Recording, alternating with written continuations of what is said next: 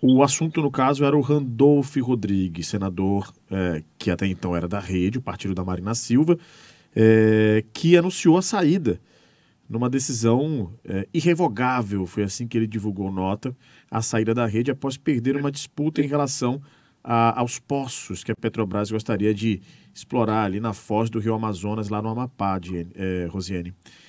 Conta melhor pra gente que saída é essa do Randolph, atribulada inclusive da Rede.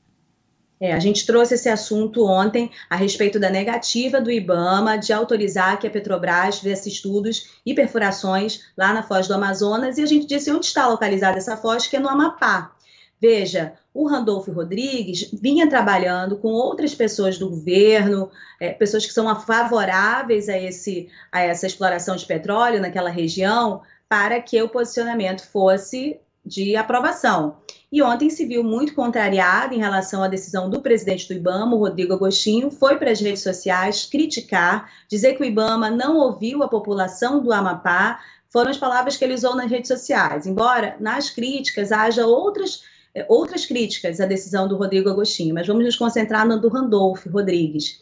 E aí, na sequência, ele acabou anunciando também sua desfiliação da Rede de Sustentabilidade, lembrando da atuação da Rede em relação à luta contra o fascismo, que isso muito o honrou, mas que nesse momento não há mais espaço para ele, e se desfiliou da Rede.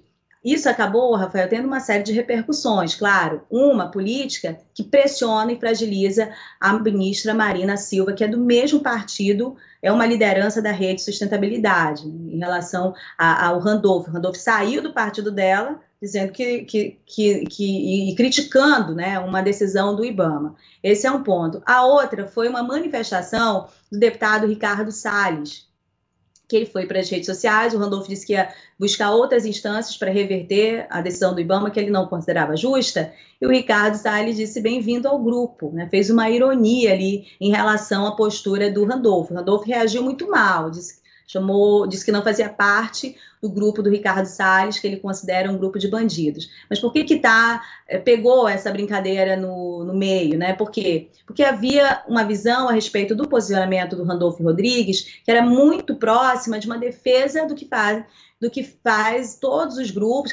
os grupos ambientalistas, né? A defesa de um respeito às decisões do IBAMA e um critério muito rigoroso em relação a quaisquer riscos que hajam para o meio ambiente, seja qual for o local, em especial, claro, da Amazônia. O Randolph Rodrigues, embora não tenha sido sempre uma figura, assim, é a pauta prioritária dele, a questão do meio ambiente, mas em relação a toda uma ausência dessa pauta, aos mandatos que são representativos dessa região, o Randolph sempre se destacou, sempre foi considerado um aliado. A partir do posicionamento dele ontem, questionador em relação ao IBAMA, a gente percebe que ele virou alvo de críticas de muito ambientalistas e acabou virando alvo também de ironia a respeito desse grupo bolsonarista que quer ver o IBAMA fragilizado, que quer ver a boiada passando. Bom, o Randolph tem todo o seu histórico e seus argumentos em relação a isso, mas virou um ponto aí de ironia, né, e de ataque também. Eu chamo a atenção para duas questões. Eu penso que ninguém sai de um partido, por mais grave que a situação seja, assim, de uma hora para outra, né? De uma hora para outra. Eu penso que há um volume de questões que estão sendo colocadas e aquele distanciamento, aquela necessidade de sair daquele grupo partidário já existia. Em torno do senador Randolph Rodrigues, a gente via que havia uma proximidade muito grande com o PT, ele foi coordenador da campanha do presidente Lula, e há um ônus para ele, para qualquer parlamentar na Amazônia, em função desta Amazônia, eleger fortemente bancada bolsonarista, veja, então há um ônus muito grande ser chamado de comunista, petista e não ter o bônus de estar numa federação forte e estar no governo, né? Ser filiado a um partido que está realmente no comando do governo federal. Então eu penso que esse caminho já era o esperado e que agora ele fez isso, agora fez num contexto que dá uma outra conotação e que pesa muito mal para a Marina Silva. Quem compreende a movimentação toda não vai entender dessa maneira, que a culpa é da Marina, mas a forma como ele colocou, ele dá um peso, uma pressão maior na ministra Marina Silva.